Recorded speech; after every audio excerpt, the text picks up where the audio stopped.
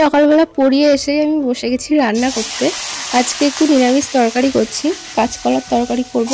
কারণ আজকে আমি খুবই ব্যস্ত। দেখি সিদ্ধ ভাত বসিয়েছি, একটু কুমড়ো সিদ্ধ দিয়ে দিলাম, কারণ আমি যাব একটু একটা জায়গাতে, ওই জন্য আজকে খুবই তাড়া, ওই জন্য আর তেমন কিছু রান্না করতে পারছি না। আজকে শুধুমাত্র নিরামিষ কলার তরকারি করছি আর কুমড়ো সিদ্ধ দিয়েছি। এখন ভাতটা হয়ে গেছে আর এপাশে তরকারিটা হচ্ছে।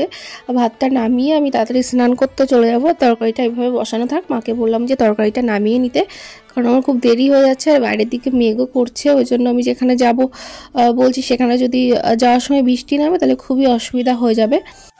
তো ওই জন্য মাকে বললাম আমি তরকারিটা বসিয়ে দিয়েছি, সব কিছু রেডি, শুধুমাত্র তরকারিটা নামিয়ে নিলেই হয়ে যাবে।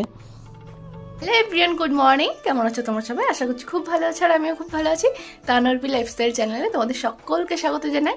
আমি অর্পিতা নিয়ে চলে এসেছি আরও একটি নতুন ভিডিও। তো আজকের ভিডিওটা লাস্ট পর্যন্ত দেখো, আশা করি তোমাদের খুব ভালো লাগবে। তো আমি সকালবেলা ঘুম থেকে উঠে চলে গেছিলাম পড়াতে, পড়িয়ে বাড়ি এসে একদম জলদি খাওয়া দাওয়া করে স্নান টান করে রেডি হয়ে নিয়েছি। আমি যাচ্ছি আমার দিদাকে আনতে। আমি এখন যাবো বনগাঁতে। তো দিদা বনগা পর্যন্ত আসবে, ওখান থেকে আমার ওনাকে নিয়ে আসতে হবে। তো চলো রাস্তায় বেরোই, তারপর তোমাদের সঙ্গে দেখা হচ্ছে।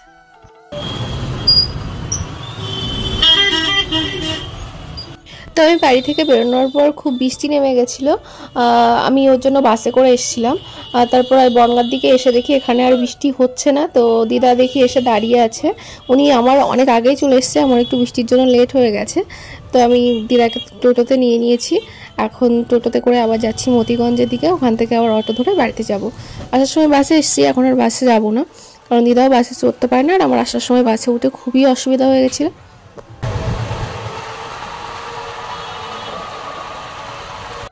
তো আমরা অটো স্ট্যান্ডে এসে বসে আছি, না হলেও 15 মিনিট হয়ে গেছে। ওনারা 4 জন হয়েছে, আরও একজন না হলে অটোটা ছাড়তেই চাইছে না। আর এখানে প্রচণ্ড রোদ্দুর, দেখি কখন অটোটা ছাড়ে।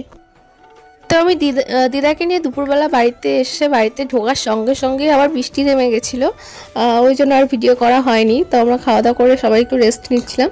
আমি সন্ধ্যাবেলা কয়েকটা পাঁপড় ভেজে নিচ্ছি, কারণ এগুলো দোকানেও কিনতে পাওয়া যায়, কিন্তু আমি নিয়ে এসেছিলাম এগুলো লুজ কিনে নিয়ে এসেছিলাম, ওই জন্য একটু তেলের মধ্যে ভেজে নিচ্ছি। এগুলো খেতে কিন্তু বেশ ভালোই লাগে। যদিও ছোটোবেলায় খুবই খাওয়া হতো, কিন্তু এইভাবে যতটা না খেয়েছি তার থেকে প্যাকেট কিনেই বেশি খেয়েছি। এখনও পাওয়া যায় যদিও। তো ওই জন্য আমি কয়েকটা ভেজে নিয়েছি। এই বাটিতে দেখো অনেকগুলোই হয়ে গেছে, আর বেশি একটা ভাজবো না।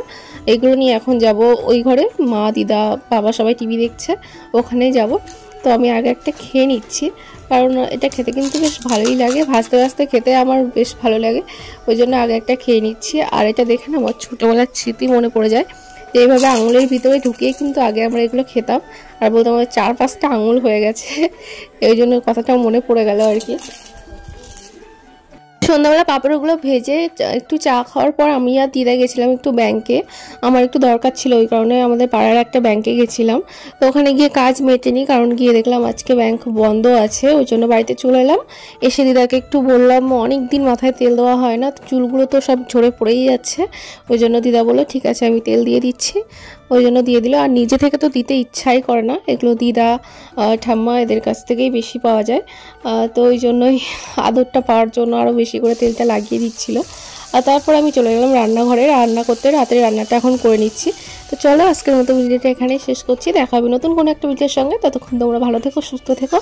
আর আমার ভিডিও ভালো লাগলে প্লিজ লাইক কমেন্ট শেয়ার করতে একদম ভুলো না, আর আমার চ্যানেলটা সাবস্ক্রাইব করে দিও। টাটা।